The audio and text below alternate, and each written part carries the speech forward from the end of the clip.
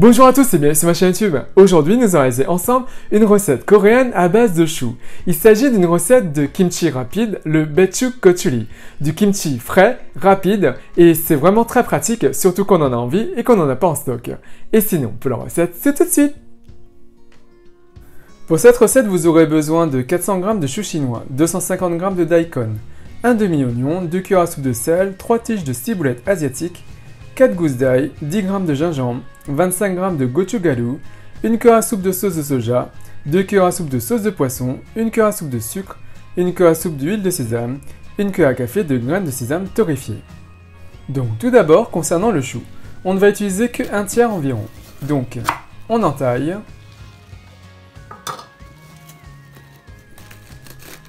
J'ai pas assez entaillé pour le séparer en deux.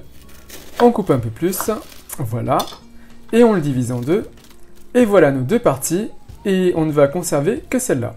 On remettra l'autre au réfrigérateur.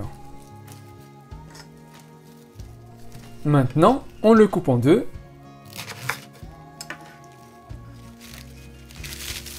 On enlève la base qui est dure. Voilà pour la première partie, et voilà pour l'autre.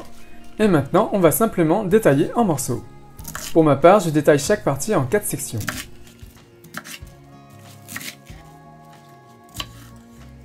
Voilà. Maintenant, prenez un grand bol, ou un saladier, ou un grand récipient. On y dépose une partie du chou. Et on y verse dessus une partie de sel. On redépose maintenant une nouvelle couche de feuilles.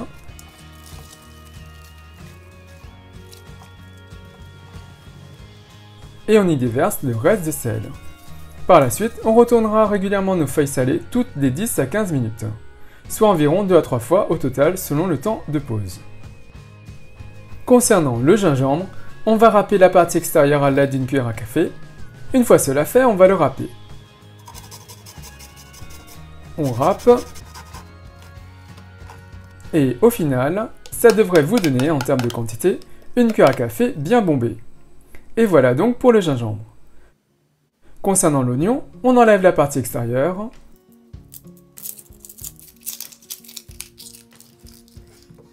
On coupe les extrémités. Et on va les détailler en fines lamelles. Essayez de faire des lamelles fines si vous n'aimez pas tomber sur un gros morceau d'oignon. Sinon, faites des grosses tranches. Et voilà le résultat pour notre oignon. Concernant l'ail, on donne des coups secs avec la lame du couteau, on coupe l'extrémité et on enlève facilement la partie extérieure. On fend la gousse en deux et on enlève le germe si besoin.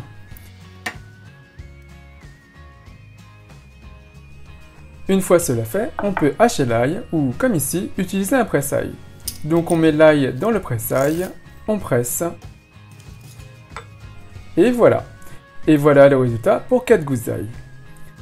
Maintenant, 10 minutes se sont écoulées. On va remuer un peu le tout et retourner les feuilles qui ont commencé à dégorger.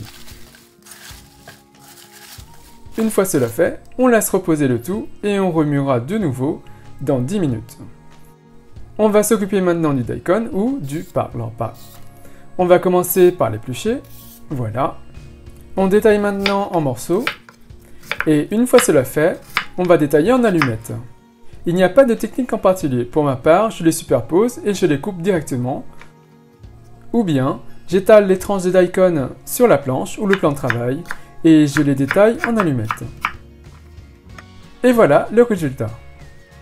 Pour la ciboulette asiatique, je l'ai préalablement lavée, on coupe l'extrémité et on va détailler en gros tronçons. Si vous n'avez pas de ciboulette asiatique, prenez de l'oignon nouveau. Et voilà le résultat pour notre ciboulette. Au bout de 10 minutes, on a un peu plus d'eau au fond du saladier. Ça se voit pas très bien, mais il y en a. Le chou a dégorgé et on va retourner de nouveau nos feuilles. Donc on remue et on mélange le tout. La base blanche au départ rigide commence à s'assouplir, comme vous pouvez le constater. Et on va laisser reposer de nouveau pendant 10 minutes. Au bout de 10 minutes, on déverse le tout dans une passoire et on va rincer le sel. Donc, on fait couler de l'eau dessus et on rince les feuilles de chou.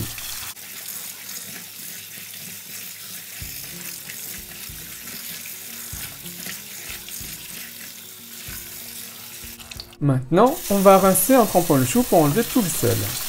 On rincera plusieurs fois, 2 à 3 fois au total. Ici, je rince 3 fois.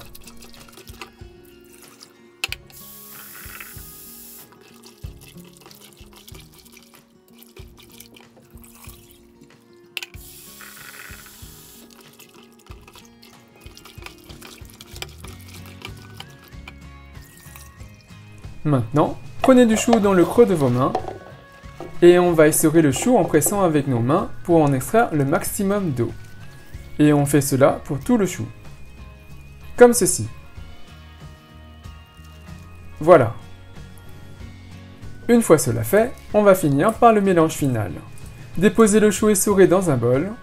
On ajoute le gingembre, la ciboulette, le daikon, l'oignon, l'ail, le sucre, la sauce de poisson, la sauce de soja,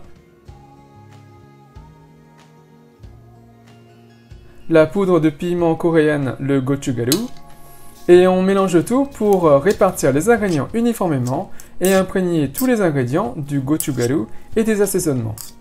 Vous pouvez utiliser vos baguettes, comme ceci, ou sinon, vous pouvez tout à fait utiliser vos mains pour bien malaxer. Je vous rassure, pour ma part, j'ai bien lavé mes mains avant. Mettez des gants si besoin.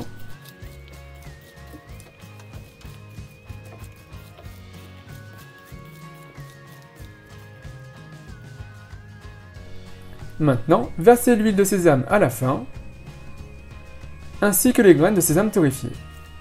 On remélange le tout uniformément. Donc, on mélange bien. Et voilà, le mélange est prêt à être consommé. Et maintenant, on dresse. Alors, pour information, ce kimchi rapide ne nécessite pas de macération. C'est une version simplifiée du kimchi classique. Et d'ailleurs, ça se conserve très bien dans le temps au réfrigérateur pour environ une semaine. Mais j'avoue que ça se consomme très rapidement avec du riz et d'autres plats. Et maintenant, le petit test.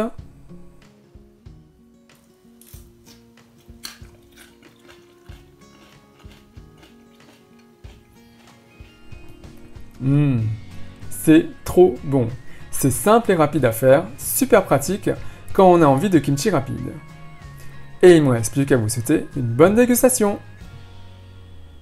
Donc voilà, j'espère que cette recette vous a plu, elle est très simple à faire. Donc n'hésitez pas à réaliser cette recette si vous souhaitez avoir dans l'heure du kimchi frais à disposition. Et bien sûr, si vous réalisez cette recette, n'hésitez pas à me laisser un commentaire juste en dessous, à me dire ce que vous avez pensé. Et comme d'habitude, si vous avez apprécié cette recette, si vous avez apprécié cette vidéo, n'hésitez pas à faire un big thumbs up, à liker la vidéo, à la partager autour de vous, à vous abonner à ma chaîne YouTube, à me suivre sur les comptes Twitter, Instagram et Facebook. Et moi je vous dis à très bientôt. Bye!